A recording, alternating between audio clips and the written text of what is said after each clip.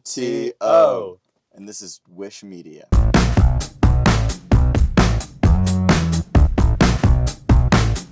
Yeah, we met in college, and we were like had mutual friends and everything, but I don't know, I guess how cliques form and stuff, we weren't like hanging out like constantly. But we had a class, like we both went to music school, so we had a class where we had to make music together, and well, actually, we had to make music with just anybody. And I was like, you know what? I want to work with people that I don't know because it's easy to, just make music with your friends. And I was like, if I'm going to get the most out of this, like, I'm going to work with somebody I don't know. So I didn't even have Theo's number. So I DM'd him on Instagram and I was like, yo, I've heard like some random shit you've put out on Spotify. It's cool. Like, let's do this school project together. So then we, started it. And I just remember we had a really long session. It was like 10, 11 hours or something like that. And I had a Chipotle burrito with so much hot sauce in it, like so much like the spicy salsa that like I felt like I blacked out. So I don't really remember the session. I just remember eating this burrito and feeling like nauseous. But what came out of that session is Take Control, which is the second track on the record. So yeah, I didn't remember the burrito part, but yeah. Yeah, that was an experience that affected me. I was chill. You were chilling. I remember the session. Yeah, I mean, I think we, we both come at making music trying to look for sounds and ideas that we just haven't heard before. Like we're not people who tend to go in a session and like whip out like a song that we really like and we're like, hey, let's replicate this. Like a lot of our sessions will start with just like us literally fucking around with new sounds or something entirely different with kind of no plan or direction, because both of us, I think, in making music are trying to like create the music that we wish existed or create something that we've never heard before, as opposed to trying to like emulate our favorite artists. Because I feel like that is what really excites me, is like finding a new sound that I've never heard before, or like combining new ideas that I wouldn't have expected to combine, and like finding something totally new. And I think Toby approaches that pretty similarly, but I think we do it in slightly different ways too, but I'll let you speak more on that. Yeah, totally. Since we both have backgrounds as producers, a lot of our work is very sonically based. I think Theo has more, I'd say, musical,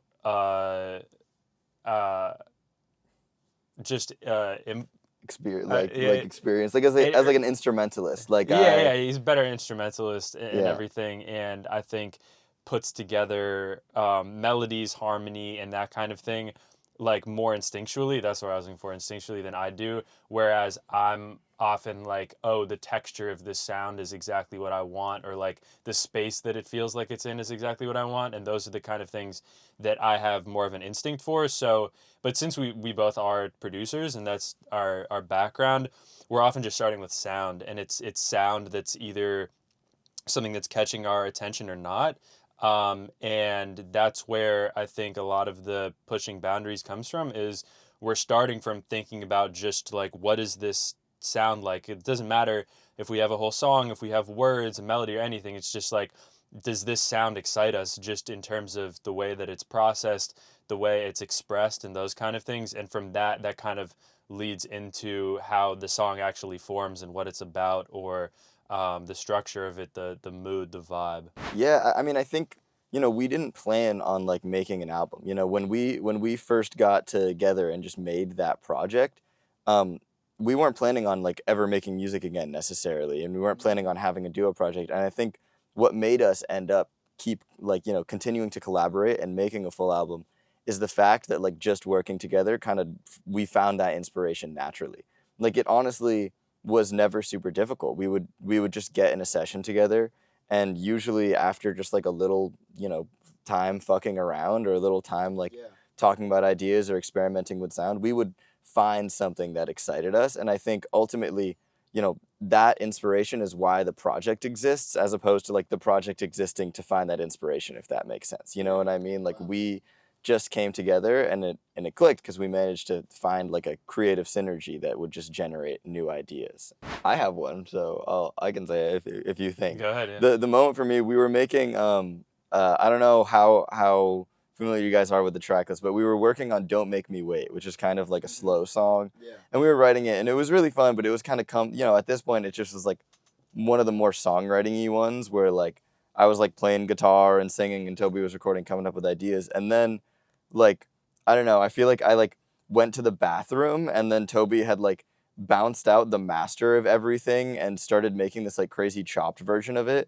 And then I was like, okay, what if we like, put like a beat on this and had it be like this huge transition or whatever. I don't remember exactly how it went, but it was some process like that. And then that chopped thing eventually became Uber driver, scuba diver, whatever, which is like the most insane track that I love so much. And it was the fact that like, without really saying anything or making any plan to do this, we just kind of ended up making this like second track that's fully sampled from the song we were just working on, and we didn't have to like really like plan or think about that. It was when I was like, oh, this is like a really cool working dynamic. There was no like strategy to make that happen. We just kind of like impulsively like took this one song idea and just like formed it into an entirely different thing that like ended up being one of, I think, the most distinct and unique songs on the project. I would totally agree with that. Yeah, the project was essentially accidental because that happened with like sampling the previous song for Take Control into Do It All, which yeah. which is why these songs exactly, yeah. That's why they transition so well, is because we use so many effects in our music that at the end of Take Control, there's a bit of a wash of delays, and we were just listening to it, and the delay had a bit of like a groove to it because it was using like some effect that the time is modulating on the delay, and Theo heard that and is like, I have an idea. And I remembered that like I was like, okay, I can just send you this delay thing. It's just like a sample. I think it's a combination of his voice and a guitar, just like ringing out, repeating itself over and over again. He took that, just looped it, added drums that fit the pocket of how the delay was like grooving against the beat, and then from there just wrote a song on it and then sent it to me, and I was like, yeah, this is cool. And then that's the entire song, and that is what it is. We did a little bit more, and then once he brought it to me, we added like some keyboards, more percussion and stuff like that. But yeah, the Don't Make Me Wait to Uber driver thing is like exactly the same thing. And I think in terms of the inspiration in the project, I think a big part of why our collaboration works, and in terms of the inspiration, is because both of us are giving each other, I'd say, in a way, permission to let some of our ideas out, because both of us, I mean, we're both music lovers and we do this all day, every day, and it's also our jobs. Like, this is what we do for work. So we have a level of proficiency with what we do, to where we could kind of just endlessly make stuff. And the only thing that will really stop us is ourselves, really, with music. Because like for myself, I mean, my normal work is mixing a lot of people's records and producing stuff. But like the thing that stops me sometimes from my own personal ideas, which I have many of, from going forward and trusting those, is like my songwriting or musical abilities, in terms of like, I don't play any instrument like particularly well. I don't like practice singing nearly as much as I should if I want to be like a great singer. So it's like, to make full songs by myself, I kind of have a level of restriction there. And I think Theo, I mean, you could have your own answer to this, but from working with you, it feels like you could endlessly make stuff, but it doesn't like, I feel like you're just sometimes like, like whatever about a lot of your ideas, but then I'll be there and then I'll do something where it's like, oh, I'm taking something you record and then I'm flipping it into something that is now reigniting excitement for you on the idea, and that kind of thing. So in a way, it's like all of the ideas we have are already there to be uncovered because we just love the process so much.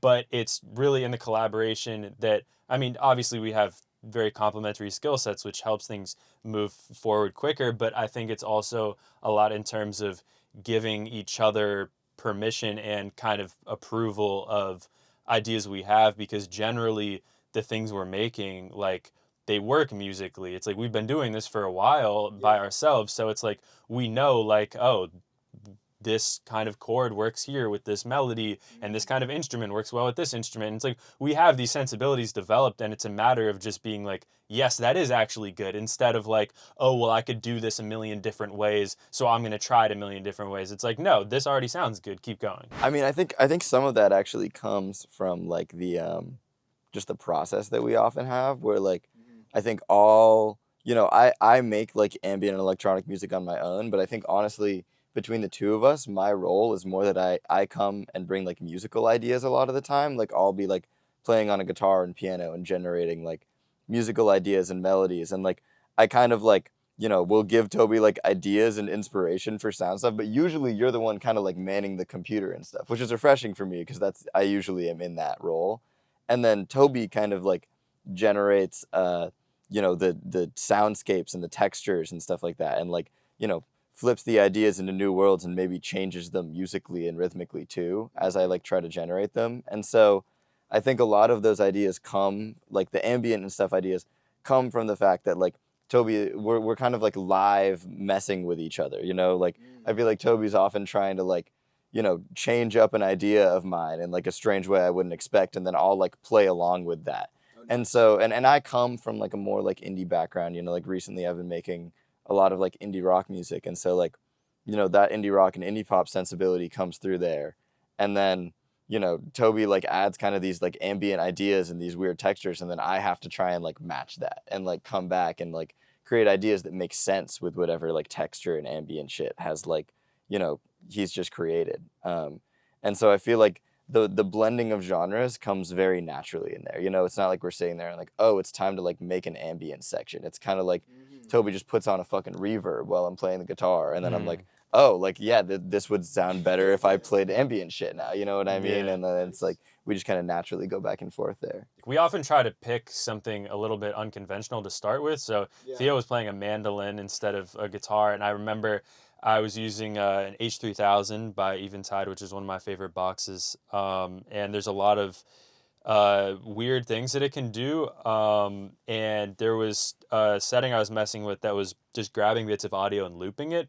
So like there would be certain notes that Theo was playing, and even like different sliding on the fretboard would be captured and looped in a rhythmic way. And this was dictating how he was feeling a groove himself. Because there was like a click track, but this was just starting a new idea. So and it's like once I introduced this loop, it kind of fought against the click, because we're using hardware, the H3000, so it's not, we weren't using MIDI, like it wasn't clocked to anything. So it was like out of time with the click, but the loop kind of had its own logic to it, because I find that whenever you hear something repeating itself again and again, even if it isn't like in a conventional time, your brain finds the pattern. We always want to find patterns in things. So Theo found a pattern in it, and the way he heard a pattern in it was in a different time signature. So he was hearing a pattern of it in 6 over a click that was in 4, and then he started playing something in 6 over it, and then I was like, well, that's really cool. And a lot of our music has, I think, a level of polyrhythm to it. Like Uber Driver has kind of a 3-against-4 feel to it a little bit, or 6-against-4. And like it's those kind of things that we're looking for, where it's like I was the one doing the looping on the H3000, but that was not intentional. I wasn't like, I'm gonna make him play in 6. It was just like that's how he interpreted me doing something crazy. And it's like I spend a lot of time with like these kind of hardware or just the plugins in my computer and stuff, or guitar pedals or whatever. And I'm like, what if it's like this one into this one into this one and then into this one? Whereas a lot of people be like, oh, like maybe I'll put a delay on this. I'll be like, I'm going to put 3 delays on it, And it's like, I don't necessarily. 3 delays? Yeah, I mean, or more. Oh, you should see the Ableton sessions. Yeah. If you think 3 delays is crazy. It's like. Oof. I'm just over here like thinking, I'm hearing 3 through 6, and I'm like, how do you dumb that down to somebody who doesn't know music theory? I like our like our duality of jargon. Yeah. I'm trying to think of the way the way that I could explain this is that like when it's looping, it's just like it's taking a little bit of audio and repeating it in a way that's kind of random. It's not like it's not set to a specific time. It's just like randomly taking audio and looping it, but in a repeated fashion. You know what I mean? It's doing the same thing over and over, and like. While I'm playing this, I'm hearing the rhythm of how it's just randomly looping, and I'm taking that rhythm and like trying to write a song over it. Wow. So even though there's not like a click or a beat that we intentionally made, the fact that there's just like this random repetition of sound, we're like taking that idea that's just come from Toby like tweaking knobs and putting different gear together, and we're like making and finding a beat out of that, you know what I mean? Yeah. And that's, you know, that's kind of a common process. That's how Do It All came, you know. There was the ding ding ding ding, wasn't ever, you know, that was just a random like thing that came from the delay, you know, the little rhythm there. And then I heard that and I was like, oh, I can hear how the drums would fit over that. And I think that kind of like, you know, using a piece of gear or like some kind of, you know, element of randomness to generate some kind of pattern or something like that that's really unconventional, and then trying to like hear and find the music in it, even if, you know, technically there's no beat or plan in there, I think has led us to really interesting musical ideas. Totally. I mean, I think sometimes it can totally get out of hand and it's like we end up with just noise. Sometimes I'll like, you know, like have a musical idea and like kind of record something down, and then you'll kind of sit there and start tweaking random sounds and stuff like that. And I'll like, you know, I'll like kind of clock out for like half an hour, and like maybe I'll go to the bathroom and come back, like, and then I'll come back and it's just like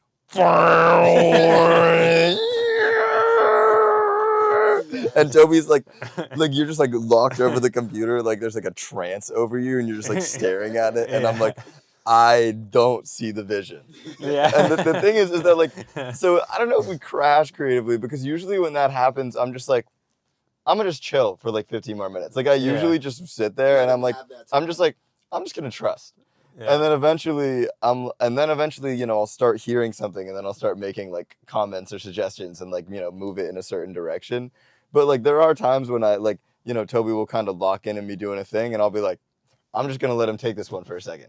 Like, yeah, that's... And I think that's important. Like I mean, back to one of the earlier points about us looking for new ways to make sounds and new sounds is like, I mean, just by the nature of doing that, a lot of it's not going to be good, and that's something that I accept. Like, I know that a lot of the ideas I make are going to be like unlistenable garbage, and I'm happy to do that because that's where I find the value in music. And I think that's different for everybody. There are a lot of people, it's like, I want to make the greatest pop song whenever I sit down and make music, and that's super cool. I'm just not like that because that's not what I care about. I'd rather make the 10 crazy things that don't make any sense for the one that like really works.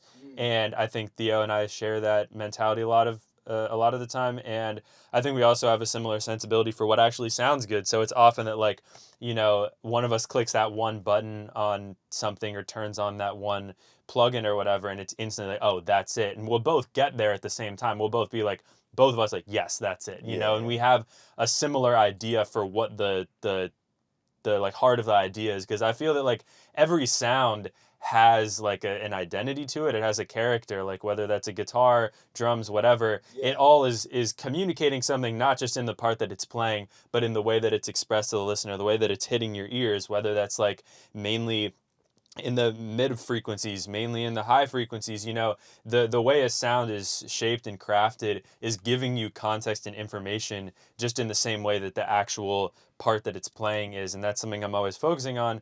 And we both kind of know when it's there and when it's like the right one. Okay. And sometimes I'm like, and Theo trusts that with me, where those are the kind of things that I fixate on. A lot of people are like in the studio whistling melodies or something and playing stuff like that. I think like that, and I think quite a bit rhythmically, but it's like the primary thing for me is like, this is the context the sound needs for it to be giving the message in the song in the way that I think is appropriate to me, regardless of the part that it's actually playing. And I know that Theo trusts that, because sometimes I'm working with people and it's like, they're like, oh, I don't know, man, like this sounds a little weird to me, and I'm like, I have to do this, you know. It's like for this to be the maximum level that it can be, like the greatest potential of the sound, I have to either compress it to the maximum level, I have to distort it to a square wave, I have to do these various processes for me to feel like I'm actually getting the most out of the sound. And so I guess that's what Theo is saying in terms of like giving me space to do things with the sound and trusting that. But then also there's equal times where I've been told plenty of times, was like, this doesn't, like, this was better 30 minutes ago, this isn't the the right direction, whatever. And it's like, again, this is both of our jobs, and it's like, I've made thousands of tracks, Theo has made thousands of tracks. Who cares if this one idea doesn't work? Like, restart it. I'm not precious about stuff. Theo's not precious about stuff, and I think that's hugely important. You know, it varies song per song. Like, I think for like Poorly Written, that was kind of like a demo that I made, and so like Toby was kind of taking my vision and my message there, and kind of like working in that and tapping into like, you know, a world that I had kind of previously you know, already conjured in a message. But I think for other tracks, we're working so like in tandem. You know, the writing sort of happens along with some of like the textural creation and the idea and like the sonic ideas that Toby's working on, that like it doesn't require us to sort of like I don't know, explicitly stay on the same page, because like as I'm generating words and melodies and the stuff that really communicates like the you know, the direct messaging and stuff like that, Toby's also, you know, creating that world, and I'm responding to what he's doing. You know what I mean? Like, since there's kind of like a response going back and forth there, it's like, well, if I'm hearing a certain like mood or aesthetic being created there, like my words are sort of going to reflect that. You know what I mean? Yeah. Since it's all happening at the same time. Okay. So it is happening at the same time. When you're writing to what he's making, or? With the exceptions of Do It All and Poorly Written. Which were like demos that like I sort of took to him, and then I think you kind of like, you know, worked with like what I had already kind of created. For like Safety and Don't Make Me Wait and Take Control, that was like everything was fully written like while we were sitting there like in the thing together. Or like, you know, maybe Toby be working on a sound and I would sit there and sort of craft the lyrics and stuff while you do it, and I'd be humming to myself, you know, while you tweak something.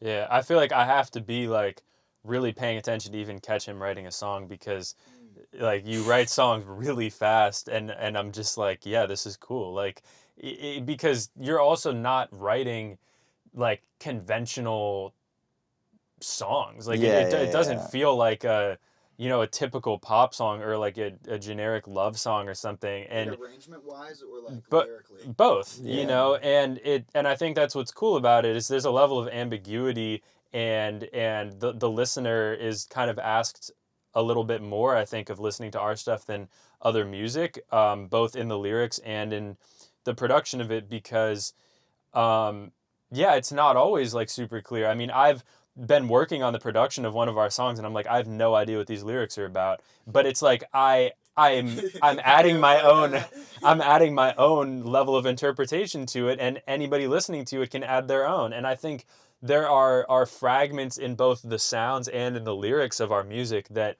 can resonate with people in a pretty fragmented way, where it's like, oh, this one guitar sounds like a record from my childhood that I liked, but the rest of it is in another universe. So like this one line, well, if he's talking about this, then I really connect to that because this thing happened to me, blah, blah, blah. And it's like, you could kind of latch on to certain things that feel very personal, but then it's always blended in with something else that's new. So there's a level of, I think, work and effort that needs to be put in from the listener as well on the music, which I think is an important part of it, and something that during, you know, some of the like production and mixing process, because I'm doing a lot of the mixing and processing of Theo's voice and everything. Yeah. And so I'm listening to these lyrics and I'm making choices of like, oh, do I want this to be a brighter vocal, a darker vocal, what kind of reverb effects are on it, and that kind of thing.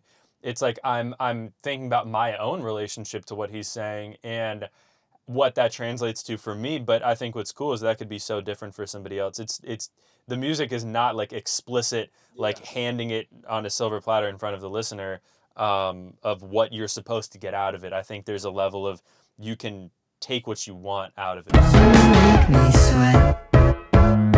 Place losing bets. I'm going confident, baby, but you're gonna bring me down. It's kind of written like partially about a few different things. Like I think some of it is about I don't know, like feeling frustrated with a partner who like not giving you like I guess like attention, and maybe like feeling arrogant within themselves or something like that. Okay. Like it's written, it's like kind of specifically written about somebody like which is like this is a really niche thing about somebody like getting drunk and getting way more confident than they usually are. Okay. And then courage. Yeah, and then being like kind of frustrated with them because I'm like, well, are you like actually this confident, or are like you suddenly expressing you know, things that you don't really believe, but like in kind of a hurtful way. Because sometimes people will like get drunk and get overconfident, and like you'll see like a new side of them, and then suddenly you have to like douchey side. yeah, and you have to question like whether they actually have been thinking different things and like feeling more arrogant or like more like lower of you than you thought they did, and suddenly that kind of reveals a new thing. I wanted to like write the lyrics in a way that like